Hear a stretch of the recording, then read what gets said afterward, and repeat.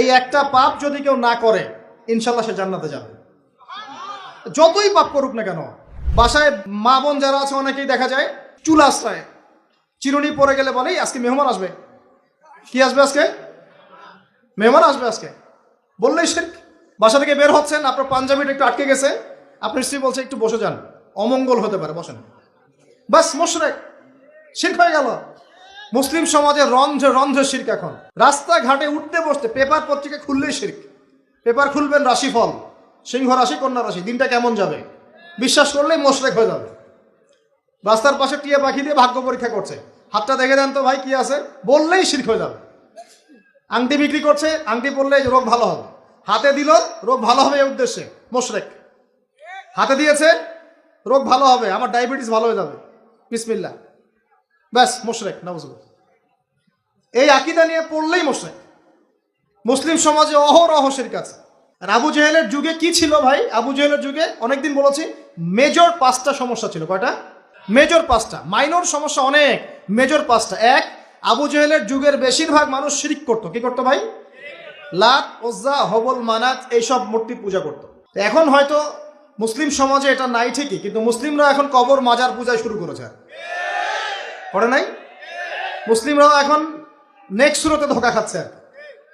শিরক তো আমাদের সমাজে চলছে। শিরক কি হয় কেন আমি লেকচার দিয়েছি, দেখবেন মুসলিম সমাজে কত শিরক চলছে। আবু জেহেলের যুগে শিরক ছিল, এগুলো বলতে থাকলে এটা নিয়ে আলোচনা করতে হবে। আলোচনার টপিক আমার আজকে অন্যরকম। আবু জেহেলের যুগে কি ছিল ভাই? শিরক ছিল, সমাজে রন্ধ্রে রন্ধ্রে শিরক ছিল। এখনকার সমাজেও শিরক আছে। তারা লা ইলাহা ইল্লাল্লাহ না পড়ে শিরক করতো, আমরা পড়েও শিরক করি।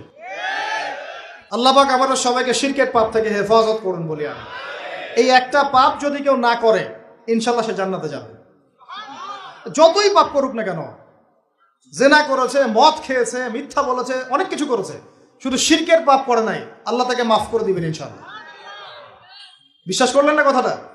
নবীজি বলেছেন এই উম্মতের যে কোনো ব্যক্তি যতই পাপ করুক না কেন আল্লাহ পাক সমস্ত পাপ মাফ করতে পারেন, কিন্তু শিরকের গুনাহ আল্লাহ পাক মাফ করবেন।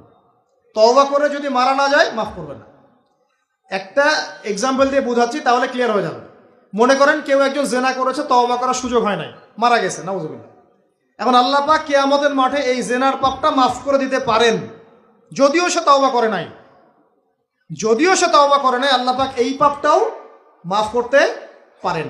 কিন্তু একজন ব্যক্তি শিরক করেছে, তওবা করে নাই, কিন্তু এই অবস্থায় যদি কাল কিয়ামতের মাঠে আল্লাহর সাথে সাক্ষাৎ করে, আল্লাহ তার গুনাহ মাফ করবে না।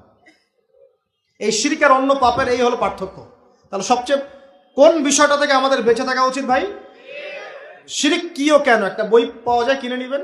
কিতাবুত তাওহীদ একটা বই আছে, পড়ে নেবেন। কোরআন সুন্নাহর আলোকে বিশুদ্ধ আকীদা, এরকম অনেক বই পাওয়া যায়। আর আকীদা সংক্রান্ত একটা অনবদ্য বই হলো আল আকীদা আত-তাহাওয়িয়া। এই 4-5টা বই পড়লে আপনার শিরকের কনসেপ্ট ক্লিয়ার হয়ে যাবে ইনশাআল্লাহ। আল্লাহ পাক আমাদেরকে পড়াশোনা করার তৌফিক দান।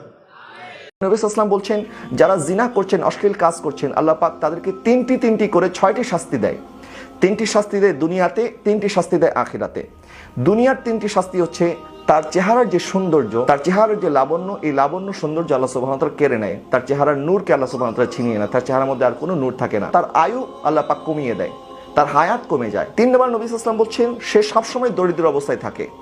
দারিদ্রতা তাকে এমনভাবে গ্রাস করে, সারা জীবন সে দারিদ্রতা থেকে বের হয়ে আসতে পারে, তার রিজিকের মধ্যে বরকত চলে যায়, আল্লাহ সুবহানাহু ওয়া তাআলা তার রিজিক থেকে বরকত কেড়ে নেয়। এই 3টি শাস্তি হচ্ছে দুনিয়ার শাস্তি। এবং আখিরাতের শাস্তি হচ্ছে, আখিরাতে কিয়ামতের ময়দানে আল্লাহ সুবহানাহু ওয়া তাআলা তার উপরে নারাজ হবেন এবং তার হিসাব অত্যন্ত কঠিনভাবে নেওয়া হবে, অর্থাৎ চুলচেরা বিশ্লেষণ করা হবে তার আমলনামা, কোনো ছাড় দেওয়া হবে না। এবং 3 নম্বর, আল্লাহ সুবহানাহু ওয়া তাআলা তাকে জাহান্নামী করে দিবেন।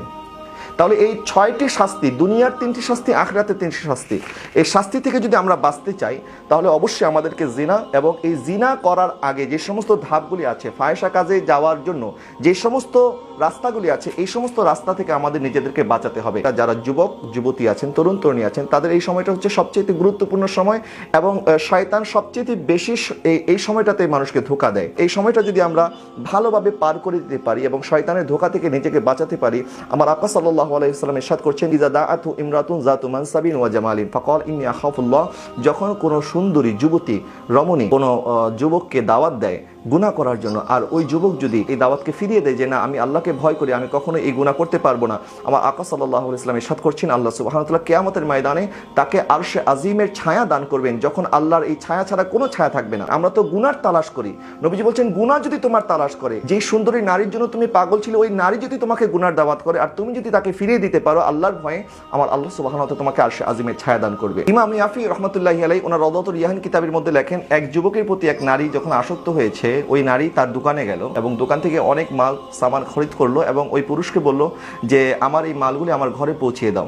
তখন সে ওই মালগুলি নিয়ে ওই নারীর ঘরে যখন গেল, নারী তখন ঘরের দরজা জানলা সব বন্ধ করে দিল। বন্ধ করে দেওয়ার পরে তখন ওই নারী তাকে গুনার জন্য দাওয়াত দিল এবং শরীরের সমস্ত পোশাক আশাক খুলে ফেললো এবং তাকে এই অশ্লীল কাজের জন্য যখন বারবার উদ্বুদ্ধ করছে, তখন ওই যুবক আল্লাহওয়ালা ছিল, আল্লাহকে ভয় করছে এবং আল্লাহ সুবহানাহু ওয়া তাআলাকে ডাকছে, ইয়া রব্বে বারি তাআলা, আমি এখন এখান থেকে কি করে নাজাত পাবো? এই নারী তো আমাকে কোনোভাবেই ছাড়বে না, আমি এখন কি করব? তখন তার মাথায় একটি বুদ্ধি আসলো এবং ওই নারীকে বললো, আচ্ছা ঠিক আছে, আমাকে একটু ওয়াশরুমে যাওয়ার সুযোগ করে দাও। বললো আচ্ছা ঠিক আছে, তুমি ওয়াশরুমে যাও। যখন সে ওয়াশরুমে গেল, ওয়াশরুমে যাওয়ার পরে বাথরুমের যে ময়লা আবর্জনা আছে, সেই ময়লা আবর্জনা সে তার পোশাকের মধ্যে মাখলো।